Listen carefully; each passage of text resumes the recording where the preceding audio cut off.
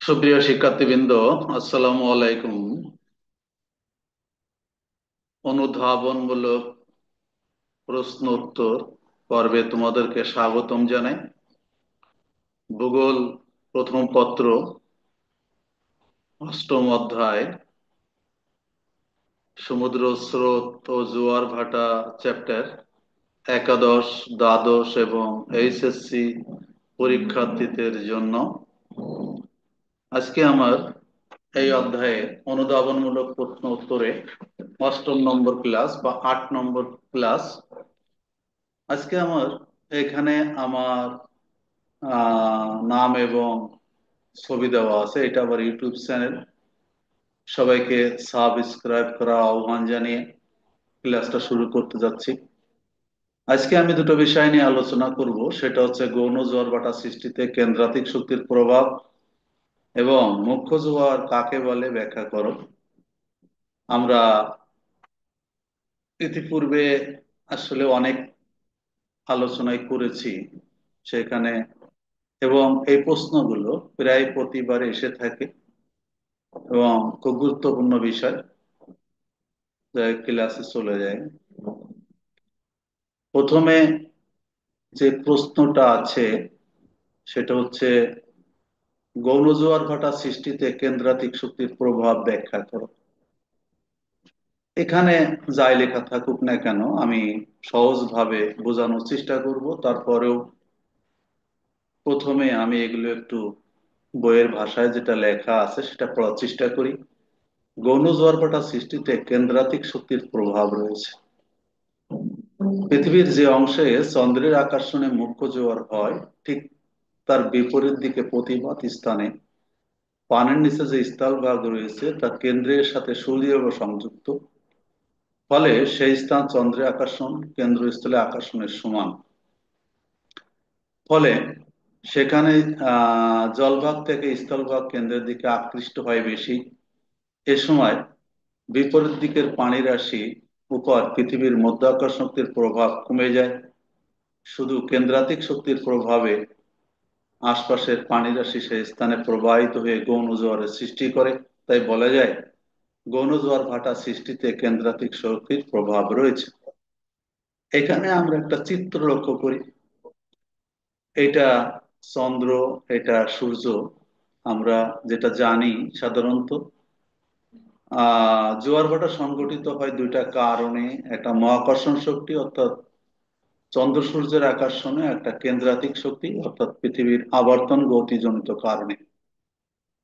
এখানে আমরা এই চন্দ্রের সূর্যের আকর্ষণে যে জোয়ারটা হয়, যে মুখ্য জোয়ারটা হয়, ঠিক তার প্রতিবাদ স্থানে অর্থাৎ এই জায়গাটায় বিপরীত স্থানে গৌণ জোয়ার হয়। অর্থাৎ গৌণ জোয়ারটা বলতে আমরা যে জোয়ারটা হয়, মুখ্য জোয়ারটা হয়, মুখ্য জোয়ারের তীব্রতা বেশি, স্ফীতি অবস্থা বেশি, পানি বেশি ফুলে ওঠে যেহেতু চন্দ্র সূর্যের সামনে থাকে এটা। আর গৌণ জোয়ার তার প্রতিবাদ স্থানে কম স্ফীত হয় এবং এটা গৌণ জোয়ার নামে পরিচিত। এটার পিছনে কিন্তু কেন্দ্রাতিক শক্তি কাজ করে। কেন্দ্রাতিক শক্তি বলতে আমরা কি বুঝি, যে পৃথিবী যে পশ্চিম থেকে পূর্ব দিকে এই যে আবর্তিত হচ্ছে 24 ঘন্টায়, এই আবর্তিত বা ঘূর্ণায়মান পৃথিবীর কারণে, পৃথিবীর ঘূর্ণনের কারণে নিজ অক্ষের বা মেরুদণ্ডের উপরে যে পৃথিবী ঘুরছে পশ্চিম থেকে পূর্ব দিকে, এইটা এই ঘোরার কারণে পৃথিবীর উপরিভাগে পানি, উপরিভাগে একটা শক্তির সৃষ্টি হয়। যে শক্তিটাকে আমরা কেন্দ্রাতিক শক্তি বলি, অর্থাৎ কেন্দ্র থেকে পানি ছিটকে বেরিয়ে চলে যেতে চায়। এবং এই পৃথিবী যে গতিতে চলে, পানি কিন্তু সেই গতিতে আসতে পারে না, কিছুটা পিছনে পড়ে থাকে। এবং এই খান্যস্থান পূরণ করার জন্য বিভিন্ন স্থান থেকে পানি আসে এবং এই যে কেন্দ্রাতিক শক্তির প্রভাবে এখানে পানি ফুলে ওঠে। এখানে একটা বলে রাখি যে এখানে যে মধ্যাকর্ষণ শক্তি, পৃথিবীর আভ্যন্তরীণ যে শক্তিটা আছে সেই শক্তি আর এই মানে কি বলা যায় চন্দ্রের আকর্ষণের শক্তি সমানভাবে কাজ করে। কাজেই এখানে মধ্যাকর্ষণ শক্তির প্রভাবটা কমে যায় এবং মধ্যাকর্ষণ শক্তির প্রভাবটা মূলত স্থল ভাগের উপরে বেশি পড়ে। এই পৃথিবীর জলভাগের নিচে যে স্থলভাগ আছে, সেই স্থলভাগ বা যে স্থলভাগ রয়েছে তারপরে এটা সংযুক্ত থাকে এবং এটা আকর্ষণটা, সেজন্য এই জলরাশির পরে এই কেন্দ্রাতিক মানে কি বলে মধ্যাকর্ষণ শক্তি কাজ কম করে, কিন্তু কেন্দ্রাতিক শক্তিটা বেশি কাজ করে। কাজেই এখানে এই মুখ্য জোয়ারের চেয়ে একটু কম পানি ফুলে ওঠে, তারপরেও পানি স্ফীত হয়। এই জোয়ারটাকেই মূলত আমরা গৌণ জোয়ার বলে থাকি। এবং এর জন্যে এই জোয়ার সৃষ্টির পেছনে এই কেন্দ্রাতিক শক্তি মূলত দায়ী। তাহলে আমরা বুঝলাম যে কেন্দ্রাতিক শক্তি সাধারণত গৌণ জোয়ার সৃষ্টিতে ব্যাপকভাবে ভূমিকা রেখে থাকে। এর পরের নম্বর প্রশ্ন আমরা আসি, মুখ্য জোয়ার কাকে বলে, মুখ্য জোয়ারের ব্যাখ্যা করো।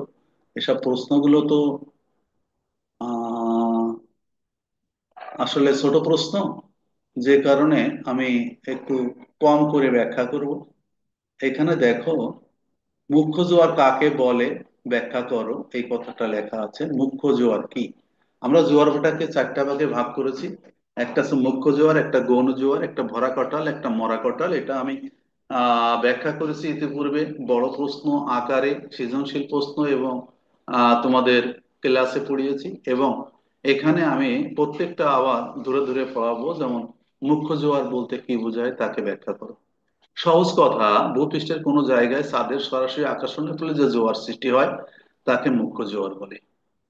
আমরা আহ আসলে কি পেয়েছি, এই যে জোয়ার ভাটা সৃষ্টির পিছনে দুইটা কারণ পেয়েছিলাম, একটা মহাকর্ষ শক্তি আর একটা হচ্ছে কেন্দ্রাতিক শক্তি।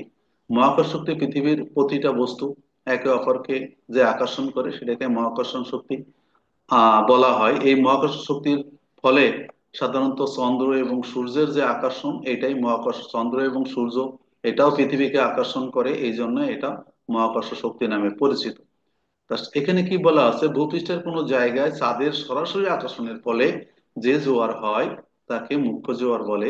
অর্থাৎ চাঁদের এবং পৃথিবীর চাঁদের সম্মুখে এর অংশে, পৃথিবীর যে অংশ চাঁদের সম্মুখে থাকে সেখানে যে জোয়ার হয় সেটাকে আমরা মুখ্য জোয়ার বলতে পারি।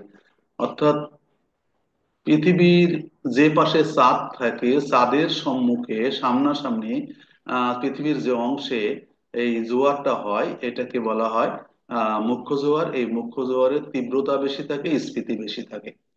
তাহলে আমি একটু বইয়ের ভাষায় যদি এটা ব্যাখ্যা করতে যাই, পৃথিবীর আবর্তন গতি এবং পৃথিবীর চন্দ্রের পরিক্রমণের ফলে পৃথিবী এবং চন্দ্রের অবস্থান বৈশিষ্ট্যের পরিবর্তন হয়।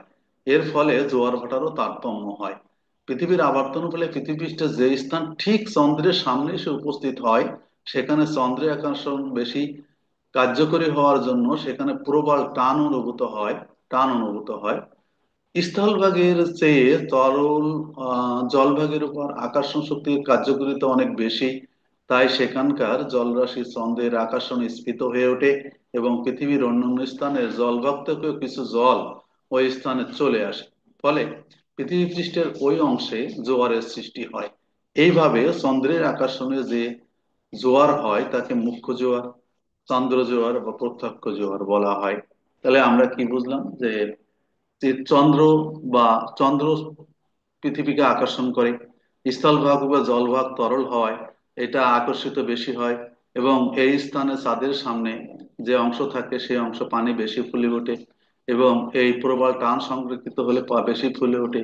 এই চাঁদের সম্মুখে যে জোয়ারটা হচ্ছে তাকে চান্দ্র জোয়ার বা মুখ্য জোয়ার বা প্রত্যক্ষ জোয়ার আমরা বলে থাকি। তাহলে প্রত্যক্ষ জোয়ার এক কথায় বলতে গেলে চাঁদের পৃথিবীর, এখানে বলছে যে চাঁদের সম্মুখে,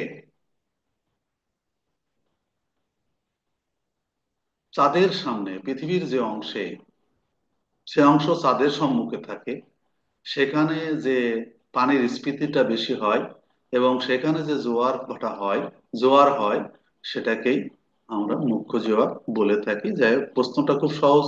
সবাইকে অসংখ্য ধন্যবাদ জানিয়ে আজকের মতো এখানেই শেষ করি। আল্লাহ হাফেজ।